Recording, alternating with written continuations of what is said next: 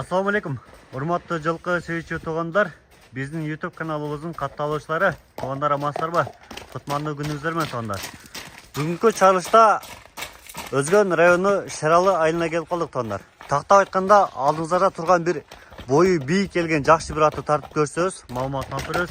Эфирден алыстабай атты сынаганча чогуу байкап туруңуздар. Assalamualaikum. Акын ака кандайсыз, жакшыбы? Жакшы. Иштериңиз болду ака? Жакшы.